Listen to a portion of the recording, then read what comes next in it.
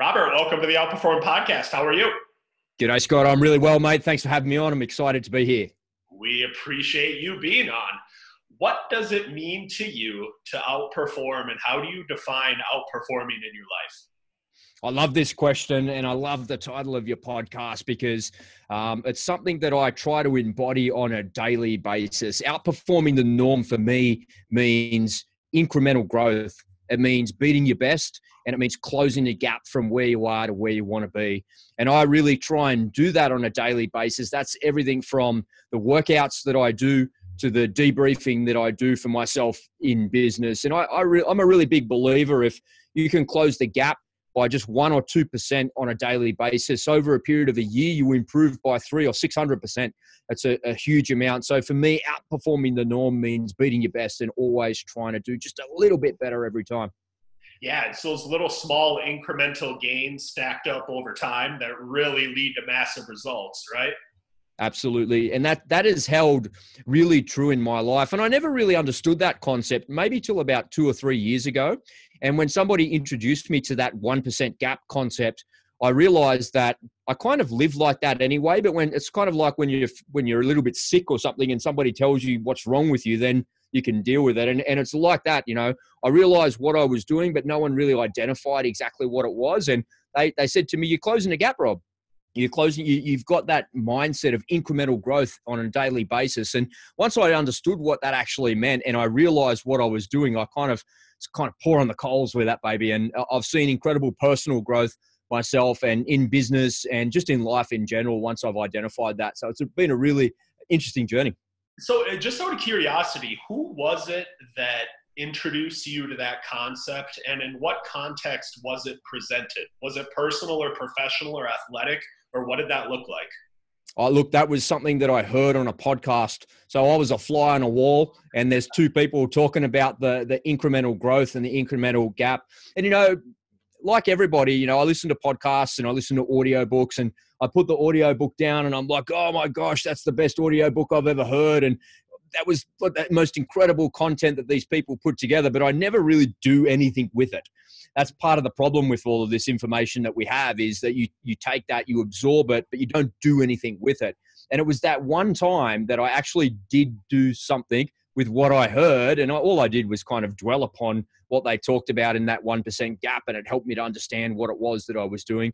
And when you listen to a podcast, I feel like those people are talking to me, because I can relate to it, especially if you're on a show that you can relate to. And I guess that's kind of where it happened. I don't remember exactly what show it was. I think maybe a Jocko podcast or something like that it could have been. Oh, sure. Yeah. Don't you feel like, though, a big thing because I've been there too, and I always say the norm kind of does information and outperformers do implementation, where they actually take the things that they hear and that they learn and they actually apply them and implement them in their lives. Don't you think there's something to be said for when we talk about the 1% difference, that it doesn't seem as daunting as what we get presented in society, that you have to make these sweeping, massive, monumental changes to be able to have success? So because you can look at it and say, well, this is just a small thing, a small 1%er, I can actually go and I can do this. Is that something that kind of happened to you, or how did you look at it? Yeah, look, like everybody, when you're watching somebody on YouTube or you're listening to a podcast, or there's people that are in your life that influence you, you look at those people and you kind of aspire to be like that. And sometimes the gap from where you are to where they are seems so damn big. They seem like, he's a property billionaire, for heaven's sake. I love Grant Cardone. Grant Cardone's been a huge influence on my life and in business. And, but Grant is so far away from me on his balance sheet that I feel like it's unachievable. But what Grant does, he has a really good way of bringing it all back down to earth for me. And he has a really good way of explaining something from a sales perspective or a business perspective or a mindset perspective, where you can just see that, hey, if I just kind of did that little thing that he kind of recommended there, I would see a little bit of growth. And what it does is it stops that big, huge influencer or that influence in your life feeling like such a giant gap. And the other thing that I learned to do when I kind of recognized what it was that I was doing with trying to outperform myself, to use your lingo, what I recognized I was doing was I was growing, but I was having a little celebration in the growth as well. Like I'd give a little Tony Robbins fist pump under the table. I'd be like, yeah, got it, if I won a sale, and I wouldn't do it with anybody else. I'd do it with myself, and I'd reinforce that good feeling that you got when you just close that gap. And you're quite right. If you're just going just 1 or 2%, or just even less than that, half of 1% a day, it makes a difference. And if you can recognize that and just have a little celebration as you do it, it's good fun. And it's a great way to feel yourself grow as well. So I certainly want to come back to this because I think it's such an incredibly important principle, and it's one that I've seen play out in my life. Like I think of the last email, I always send out emails to my list every Friday. And the last one that I talked about was basically something about marginal gains, compound effect, slight edge, however you want to play this concept out in your life, but the principle of 1%. But before we even talk more about this, we've got to let the audience know a little bit more about you. For anybody that's watching on YouTube, they can probably see that you're wearing the Go All In t-shirt. I certainly want you to talk about the Go All In podcast, of which I'm a big fan. But tell people a little bit more about Robert, your background, and what it is that you're doing. So as your American audience can hear, I'm an Aussie. I'm from Sydney, Australia. I live in a wonderful place called Cronulla Beach. It's like where I'm sitting right now in this room. I'm about 100 meters away from the water, and it's absolutely paradise. I'm sorry, but we are the luckiest country in the world. There's no question about it. This is the land of opportunity, right? The home of the brave and the free. Isn't that how it goes? I don't want to interrupt you on this, so I'll just let you go with that. You just keep believing it, okay? No, I live all jokes aside, I live a really, really good life here in Australia. My business, I'm a full-time podcaster. I run a show called Go All In, but I also have a podcast booking agency that helps other people get booked onto other people's podcasts. That's how I grew my following and grew my movement, was just by attending other shows just like this. And there's been lots of people over the last year or so that have been asking me to help them do that. And I've done that, and I've turned that into a business and an agency. And prior to that, I had a digital, and I still have a digital marketing agency. I've been in that space for about 12 years. So I'm well versed in digital marketing and in that space. And what I discovered over the last couple of years is that marketing online changes very, very quickly. There's always new things coming. There's always new platforms. There's new silos. There's new things to happen. And people are so platform centric these days when it comes to advertising and marketing that they forget one really important thing, that there's only two things that you can control anymore. And that is your email list and what you say in an email list, and your podcast or your appearance on a podcast, because those two things are never censored and they're never subjected to an algorithm that's owned by a big giant company whose sole purpose for existence is money. So I love podcasting. I love being able to communicate a message to an audience. I love being able to share my story and share the Go All In mindset, because podcasting is a way it's really intimate to have a conversation with somebody like yourself for an hour or so, and to share my view of the world. And you're on the other side of the planet and I'm here, and really we're not that much different. We're just people, we have different lives, of course, but our values and our drivers and our principles are all still the same. And I love that about podcasting. And I think that's part of the reason it's become so popular and really gathered momentum in the last couple of years. I've had a lot of experience in a couple of different businesses, and where it all started for me is I joined the Royal Australian Navy when I was 17. I spent 5 years in the Navy, and I was out for about 6 months, and then I joined the Australian Army. I was a paratrooper in the Army. So I was lucky enough to go overseas in operations a couple of times. And the way I describe it is I grew up in the military.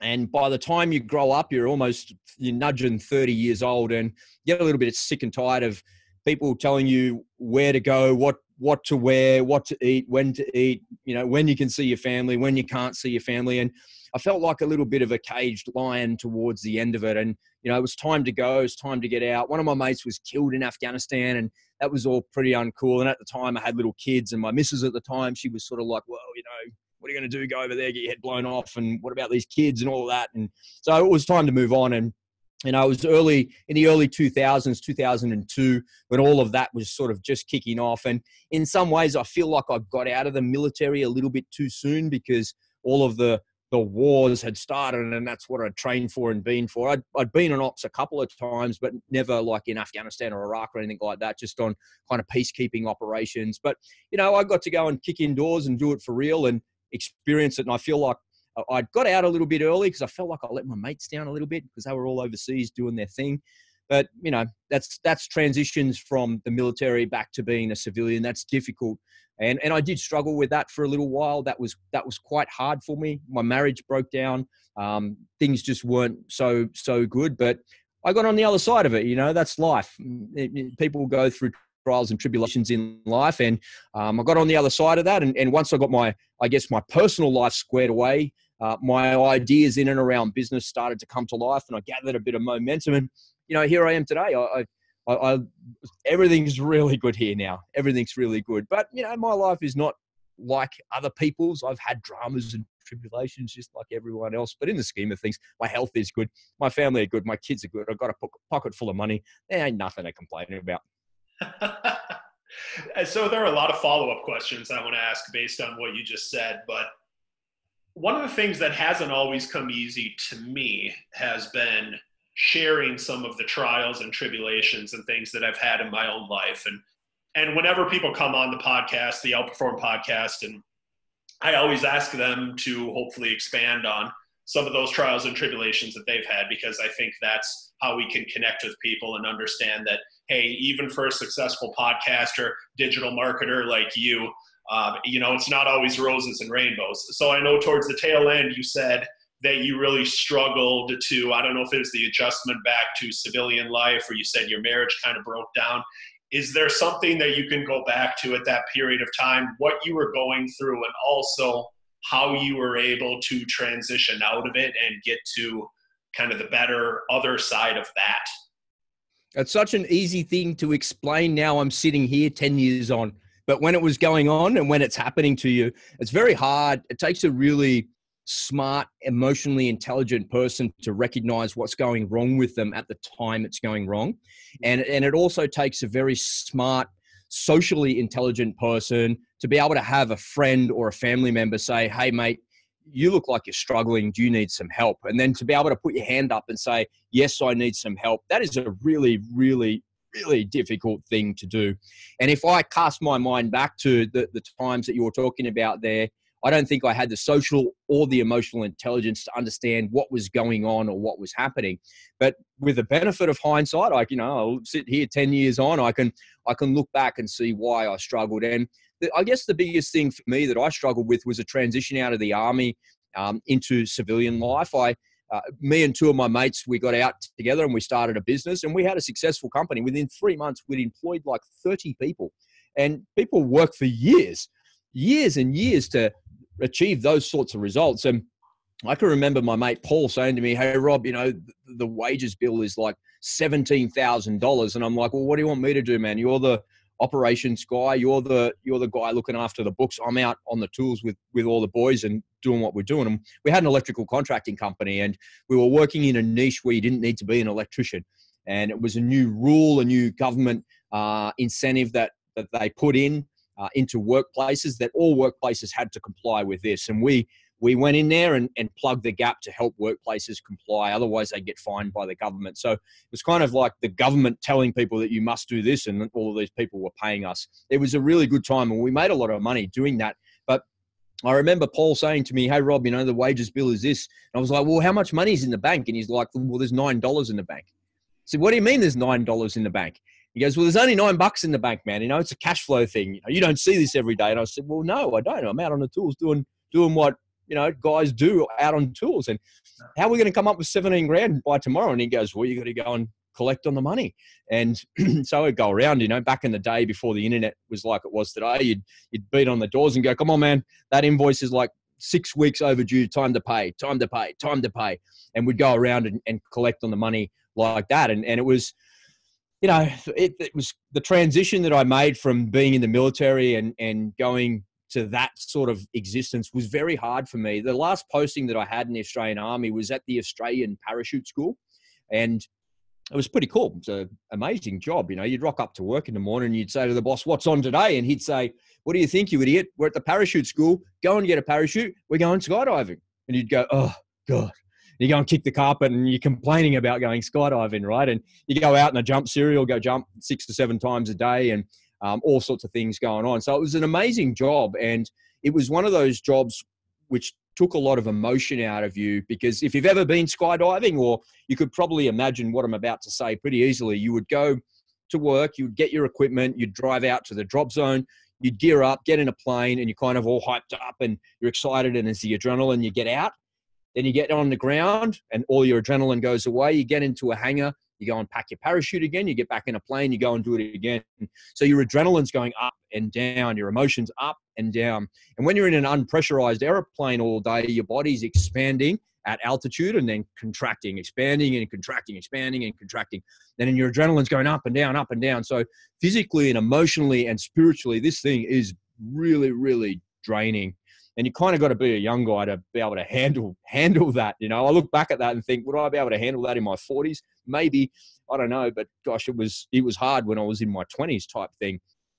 Anyway, all of that is kind of the background to where I was struggling. And I decided that I was going to leave the military after my buddy was killed, which was really tragic. And, you know, I didn't want that to happen to me, especially with little kids. We got out and we moved on. But then I turn on the TV, I see my mates in Iraq and running around. I'm like, what the hell, like pointing at them on TV.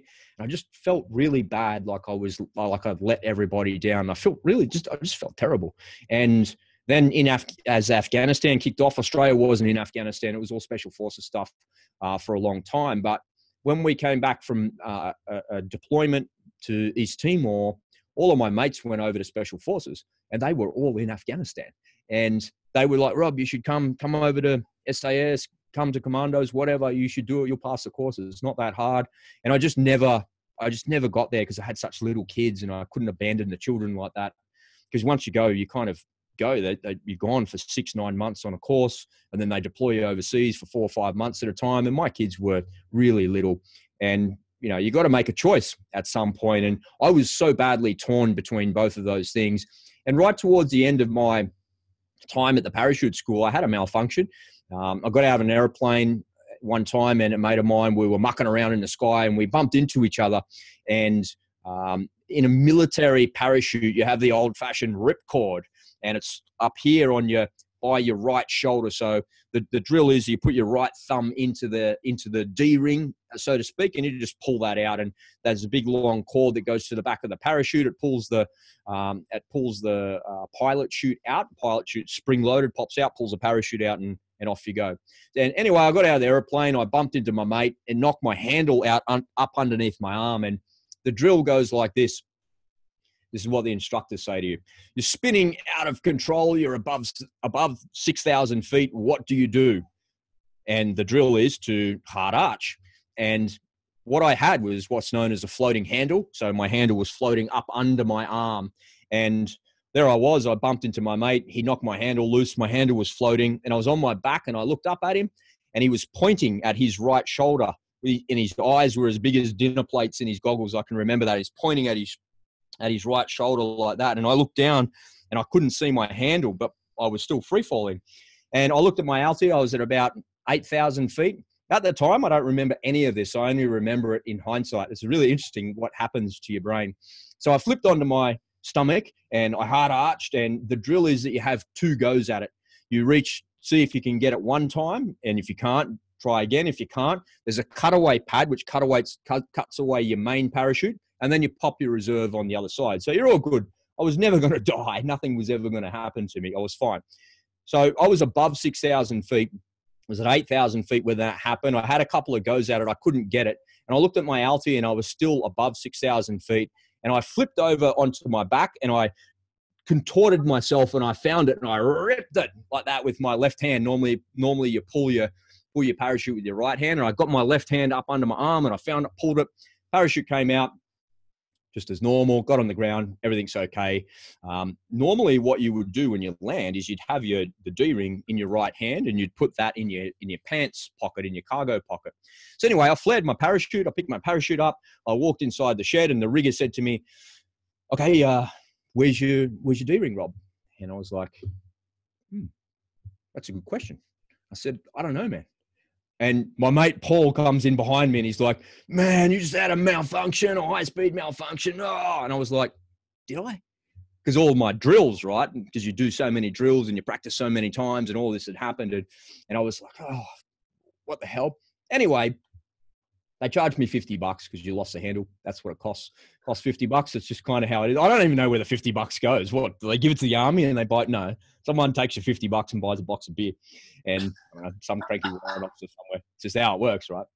Anyway, so all of that aside, it's about probably 3 weeks after that had happened that I started to like just randomly freak out about stuff.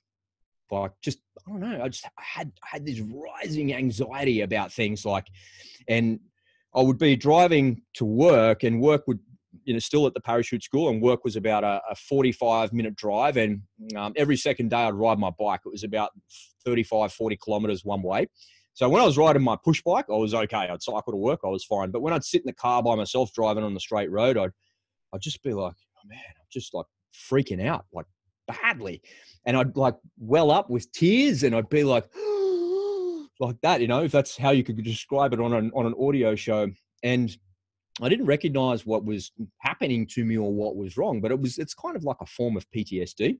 I suppose you go through these types of scenarios, and PTSD is not necessarily what you think from a veteran perspective. You could be in an abusive relationship with your husband or with your wife and suffer from PTSD. You could have a car accident or an injury or break a bone and you still freak out about things like that. And at the time, I didn't know anything about that. I never really recognized anything about that. And it certainly wasn't in the media like it is today. And I think because I never really recognized what that was, that when you leave something like that, it tends to fester. And, a big tough paratrooper, what's wrong with you, man? Like, what are you freaking out about, sort of thing? That's the kind of self-talk that I had to myself. Whereas the self-talk should have been, hey man, you're not quite right. It's not right that you're feeling like this before. You've never felt this anxiety before.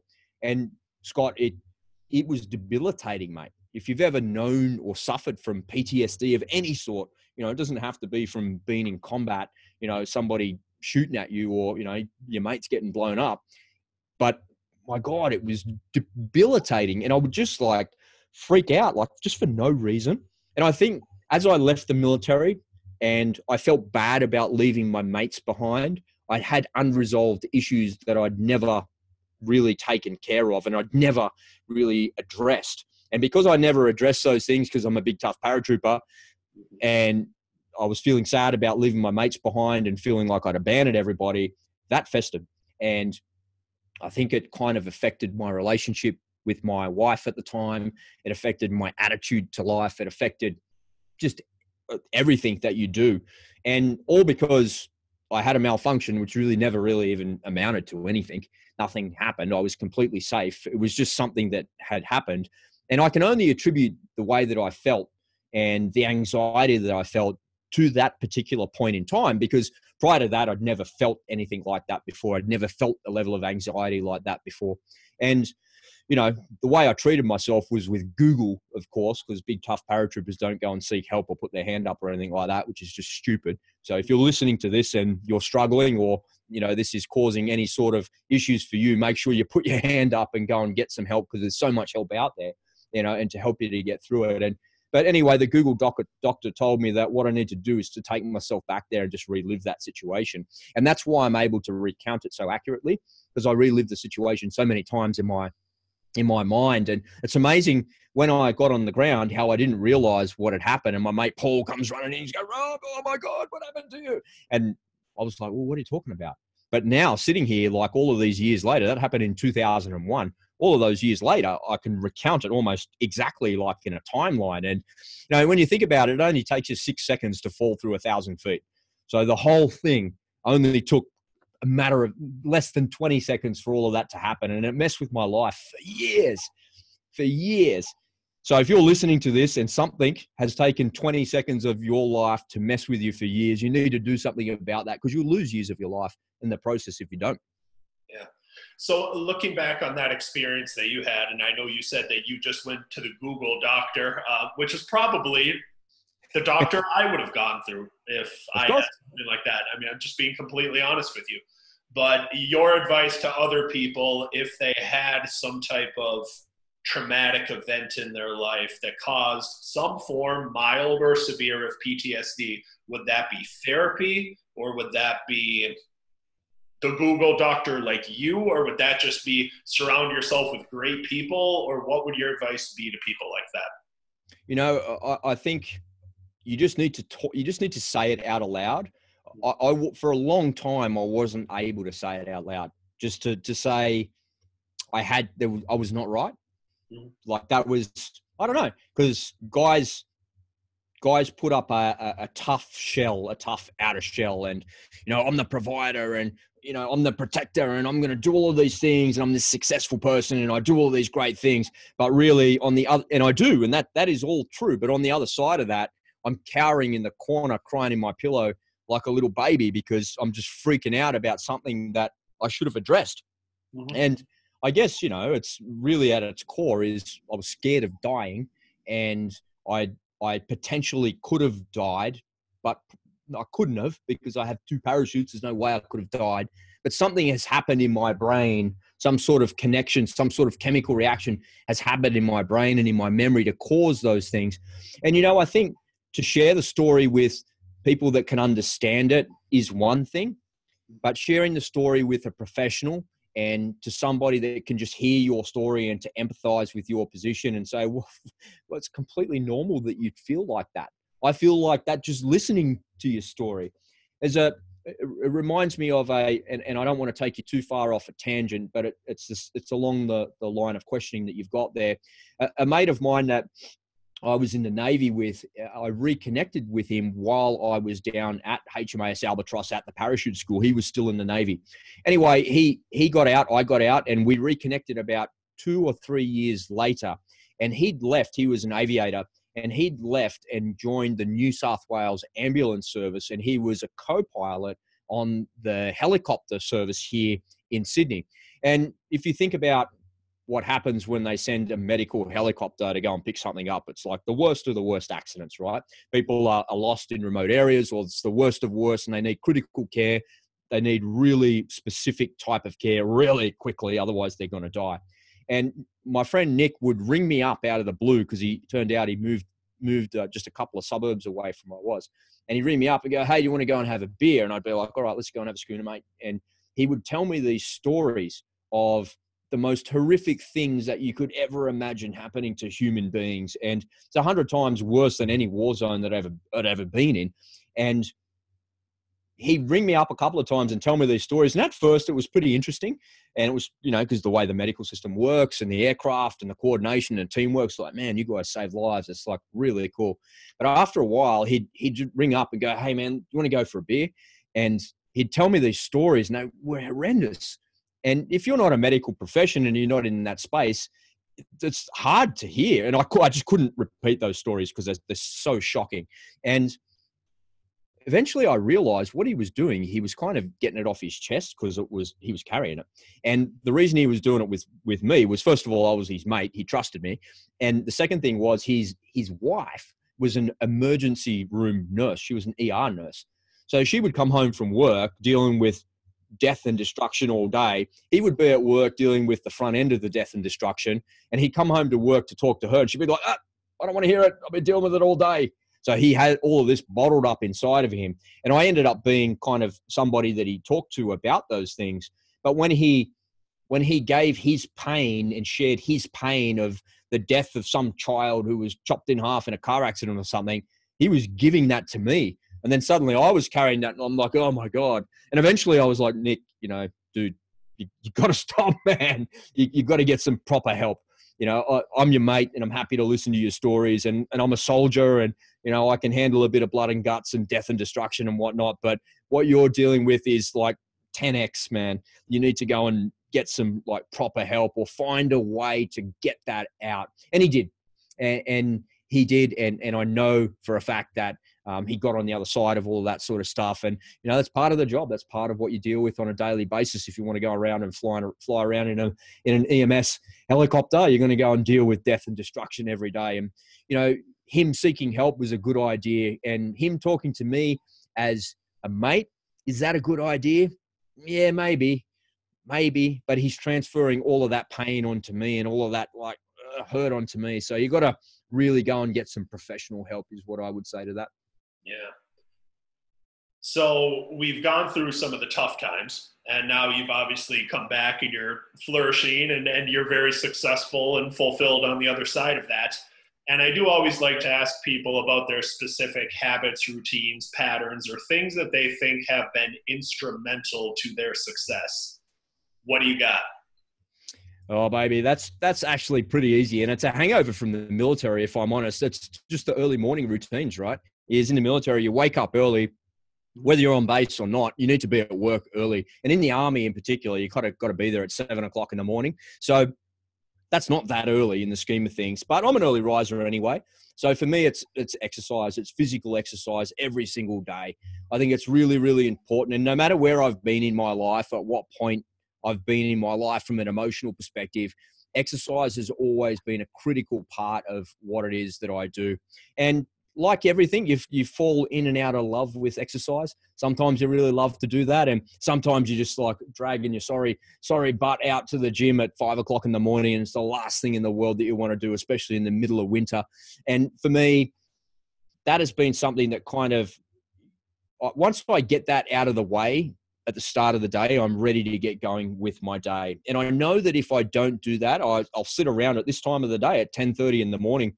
And, because I work for myself, I'll down tools and just go to the gym, and I'll just get it over with, and that's done. I feel better. Then I can go back to my day. So usually the thing that, helps me is routine. And one really big thing is sleep. I think we all pay a little bit way too much lip service to sleep. You got to work out what your number is. And for me, 7 hours is it. So I try and get to bed by 10 o'clock every night, sometimes a little bit later. 11 o'clock is as far as I go.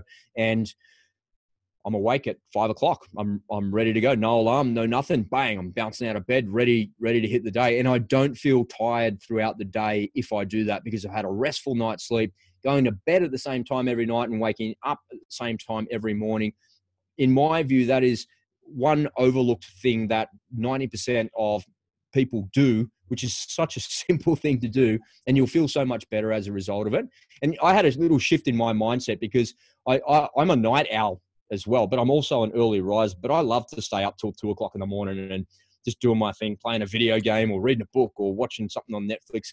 There's nothing I love more than that. But I do know that if I do that, I just don't perform as well the next day. So I don't do that. And the shift in my mindset has been, well, if you haven't done what you wanted to do during the day, and if it was those things, to read a book, watch some Netflix, or play a video game, if you haven't done those things by 10 o'clock, you're not in charge of your time. And if you're like that and you're letting time manage you, then other outside influences will start to get on top of you. So it's really important that you manage your time. So managing your time, coupled with sleep, coupled with an early morning workout, they're the three things in my routine that help me to outperform the norm, baby. Do you take any naps during the day? No, I used to. You know how your circadian rhythm takes a dip at 2 p.m. in the afternoon? Yeah. I swear to you, you could set a clock by my circadian rhythm like that. And I'll never, ever, I'll make sure I've never got a meeting, an appointment, and I definitely don't have a podcast at 2 o'clock in the afternoon. Because I just like, my circadian rhythm crashes.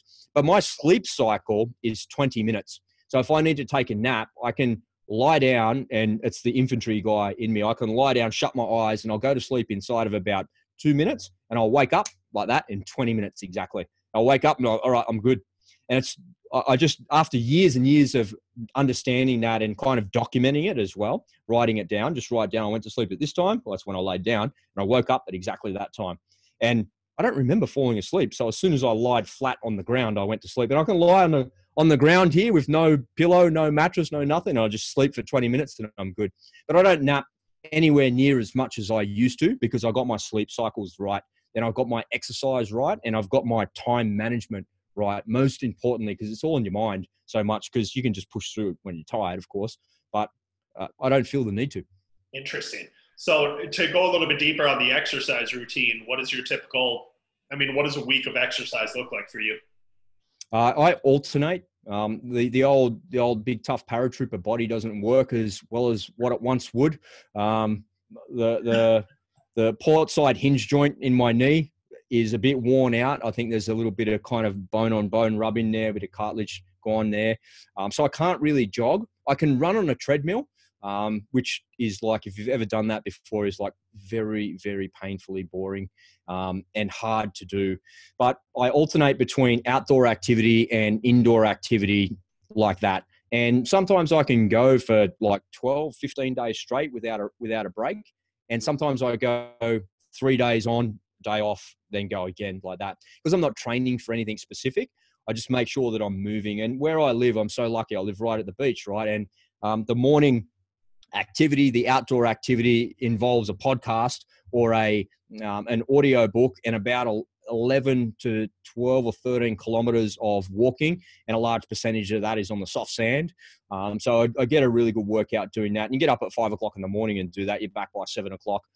It takes a lot longer to walk than it does to jog. I could probably do it in a quarter of the time if I was jogging at that speed, because I can run pretty well, but I just can't do it for a prolonged period. And then in the gym, it's high intensity cardio, and typically it's calisthenic type workouts.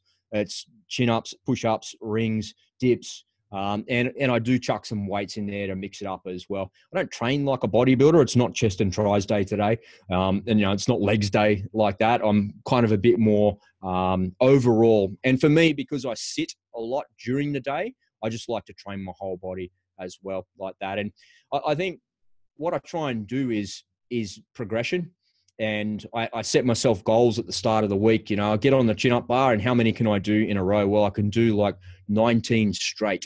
All right. Well, by the end of the week, I need you to be able to do 22 straight for 2 sets of it with like just 90 seconds rest in between. Can you do that?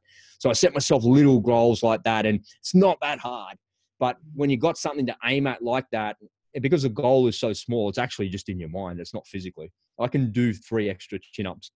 But just to be able to hold onto the bar a little bit more. And if you lost grip, just come down just for a second and jump back up and grab the bar again and do those 3 extra reps. So I love to set little incremental goals like that for myself and just keep myself moving forward in the spirit of the 1% gap. Mm-hmm. And we're going to come back full circle to that in a second. But the only other thing that I wanted to ask you about is, you're obviously an entrepreneur, business owner, podcaster, and you brought up managing your time before. Are there any specific strategies or things that you use to identify your priorities as far as how you manage your time on a day-to-day or weekly basis? Yeah, that's such an important question, and it'd be my pleasure to share with you the system that I use. In the last year or so, I've been working with a mate of mine he owns a business called Afterburner Australia, and he's an ex-F-18 fighter pilot. And Afterburner has a system called Flex, or Flawless Execution for short. And what it is in a nutshell is it's about the fighter pilot methodology and how they have a 98% mission success rate. So think about it. An F-18 pilot doesn't just walk out to his jet, look at his mate and go, "Oh, where are we going? What are we bombing again? Who are we where? What country? All right, whatever, man." They don't do that, right? You know intuitively that there's a really, really detailed planning thing that goes on. There's a really detailed briefing that happens before it. Then they go and execute the mission. So it's planning, briefing, executing. And then on the backside of that is debriefing. What are the lessons learned? What could we do better? Did we need to plan better? Did we need to brief better? What was it? And I plan, brief, execute, and debrief myself 20 times a day. Now that I know that system and I've learned that system, and what that does is it keeps me moving towards, in the flawless execution system, is what's known as a high definition destination, or the HDD. And once you know where you're going, all the intention that you have points you towards that. And if I find myself doing something a little bit distracted, or if I'm off on a tangent to the left or to the right, I ask myself, is this taking me closer to my high definition destination? Is it getting me closer to my goal, or is it taking me the long way around?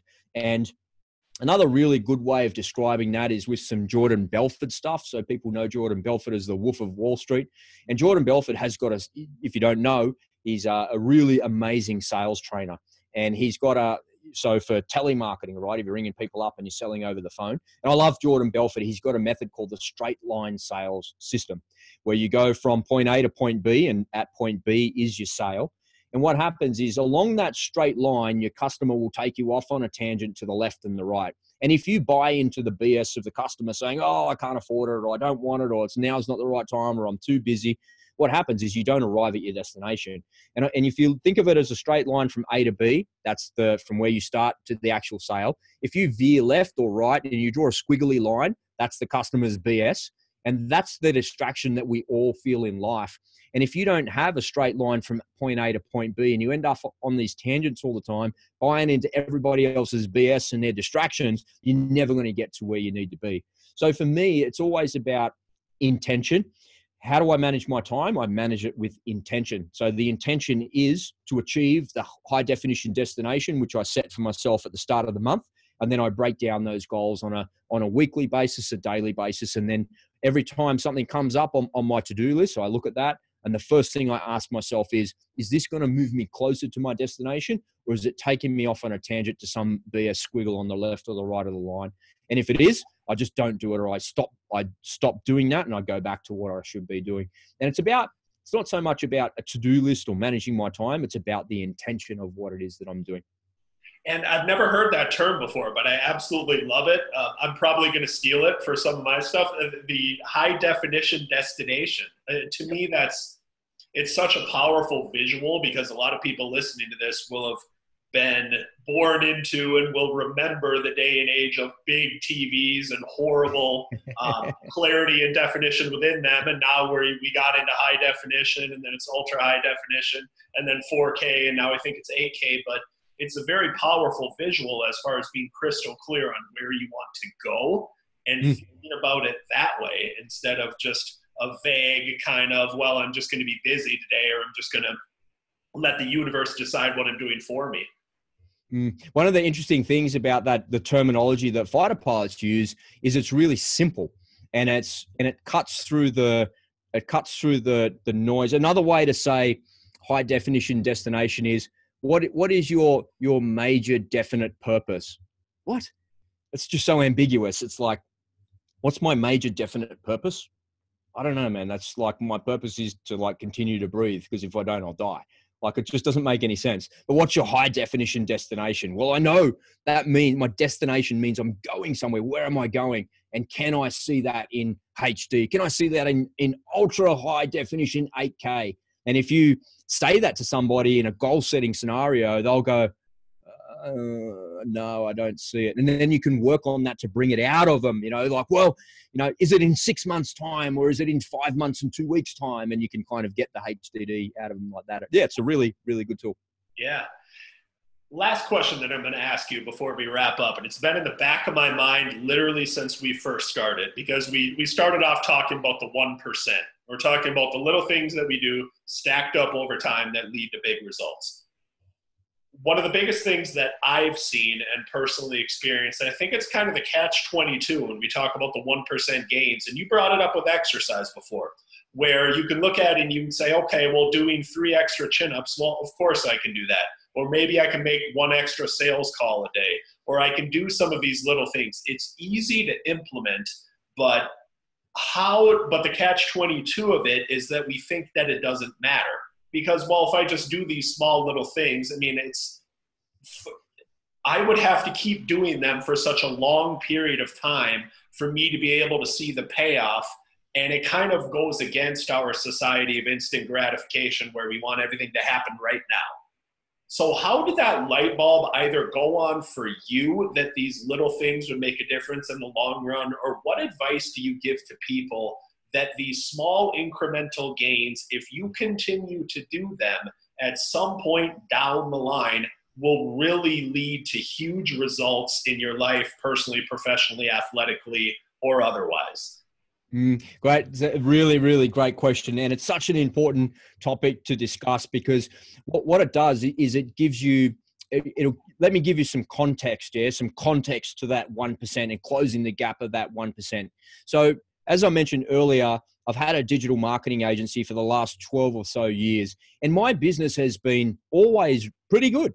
There's plenty of people that need websites built and advertising campaigns done, and they need graphic design and all of that sort of stuff. So business has always been there. It's always been pretty good.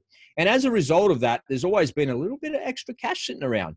And when there's a bit of extra cash sitting around, people like me and my brother, we have harebrained ideas that we want to try. So we spend our hard-earned money and bootstrap our way to an idea for a product, for a service. Inevitably that involves building a damn website, which is expensive and time-consuming, and he's such a perfectionist and a pain in the butt because he's my brother. It's a process, right? So we've tried many things over the years, and many things have fallen just dead flat on their face. They've fallen flat on their face, and it's never really the money that's bothered me. I've never really been bothered about losing money on something, because if you want to try and break through and get on the other side of something, you've got to do something you've never done before, and you've got to try something that nobody else has ever tried before. We all know that. So I've failed more times than I've succeeded in business, and with ideas and with startups. And I've worked with a lot of different startups as well, where they come to me and say, "Hey, Rob, you've worked in the startup space a whole boatload. You know what you're doing. Can you help us get up and running?" And then all of a sudden that responsibility falls on you, and I can get you traffic to your website. I can get people engaged, but what I can't do is get them to buy your product if it's no good. So I've seen failures in other people's startups, and I've been directly responsible for those things as well. So not only have I failed, I've failed with other people, and I've failed inside of that as well. And recently with the podcast booking agency, I took all of the collection of failures in business that I'd learned over the last decade or so, and I kind of said, right, before we start this, before we go and start booking people onto other people's podcasts, what is the solution that we're trying to come up with? What problem are we solving? And, I went through the lean startup models and to the growth hack models and building a website and doing it. And we've all been there. And I feel like I've done it 50 times in my life. And the reality is, what I did is I just started, because it's the start that stops most people. Then all of a sudden, it's successful. And in just half a year or something, it's really, really, really successful. It's pulling in incredible cash flow. I'm helping a whole raft of people. I've got a network of 1,000 or so podcasters. I've got all of these customers, and it's just, the machine is just working. And people are like, yeah, it's like an overnight success. And if you were standing in front of me and you said that to me, I would slap you. Political correctness aside, I would slap you as hard as I could. How dare you, whack? And, just an you know what it is? It's a 12-year overnight success. And what people forget in the world of instant gratification, coming all the way around to your question, is that whenever you look at somebody and you see somebody, they started somewhere. When you look at an airline pilot that flies a 787-10, the most advanced airliner in the world, that person, he or she, sat in the front seat, in the left-hand seat of a Cessna 152 at some point in their life. They all started flying a little bug smasher. Nobody started flying a 787. Nobody started flying a Joint Strike Fighter or a Super Hornet. They all started flying something small with a propeller. Everybody starts somewhere. And I think with social media and the way that we engage with media these days, there's so many influencers that are out there, and so many influencers and so many things that you can aspire to. It's just a cacophony of noise, and it creates a conundrum for people where they're like, oh my God, I want to be like Grant Cardone, or I want to go and hustle and grind like Gary Vee, or I want to be tough and eccentric like Jocko Willink and be a straight edge like that. I want to be all of these people and do all of these things, and I want to do all of this. And they're just kind of stuck and they're paralyzed and they don't do any of it. And they feel like where they are to where they want to be is such a big, giant gap, but they forget that those people started somewhere.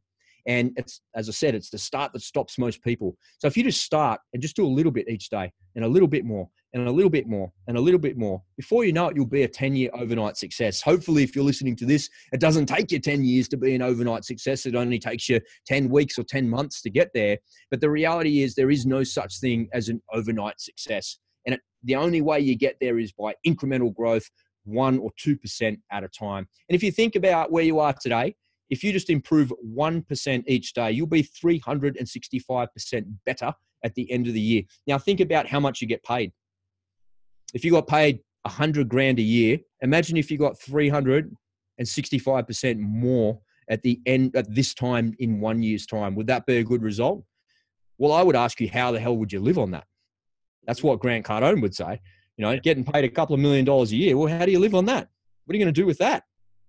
It just depends on your perspective, and it depends on what you're trying to achieve. But if you're trying to achieve something, and anything that's worth building, anything that's built to last is not built fast. Fantastic advice. It really is. And I 100% agree. I sometimes just say you don't have to be great to start, but you have to start to be great. I think we're talking about the same thing. It's so important. If people would like to learn more about you, the Go All In podcast, and what it is that you do, where can they find you? How would you like them to, where would you like them to go from here? Well, you can find the Go All In podcast wherever podcasts are found. So whether that's Spotify, iTunes, Stitcher, whatever you like, just search for Go All In and I'll pop up there. There's a little tiger logo there that you can't miss it. It's kind of cute. I use a tiger because it's a solitary animal. And in order for it to survive, it has to hunt and it has to commit and be all in to actually win. So when you see the tiger, that's the podcast. You won't miss it. You can visit goallin.com.au for more information. We've got a whole lot of stuff on the website there as well. And if you want to get booked onto some other people's podcasts, I can help you with that. We've got a large network of podcasters and we can certainly help you to amplify your message. And I'd love to connect with you on Facebook. That's my kind of platform of choice there. And don't be shy in reaching out on LinkedIn as well. I'm everywhere that you could find in social media, except really Snapchat. I don't really spend much time in Snapchat with filters of bunny rabbits and puppy dogs on my face. I don't do Snapchat either, but there's a big audience there. I should. Yeah. For everybody listening or watching, I will put links to all the different websites, podcasting platforms, and social media channels somewhere on the page or under the show notes in which you're listening or watching. Last words of wisdom, parting shots that you would like to leave with the audience. I love the question you asked in your pre-interview questionnaires. You said, what's a phrase or a thing that you say that no one else believes? And I'll leave the audience with this because it's a little bit Aussie, and it goes like this. There's no such thing as can't, cold, sharks, or too fast. Say that again one more time. There's no such thing as can't, cold, sharks, or too fast. That's the motto in my life. I'm just going to let that be the mic drop moment. I've got nothing else to say after that. Let's just end it there. Robert, thank you so much for being on the Outperform podcast. We really appreciate it. Thanks, Scott. That was a lot of fun, mate. We'll see you soon. Bye for now. To everybody listening and watching, keep outperforming. Wishing you the best of health, happiness, high performance. Have a great day.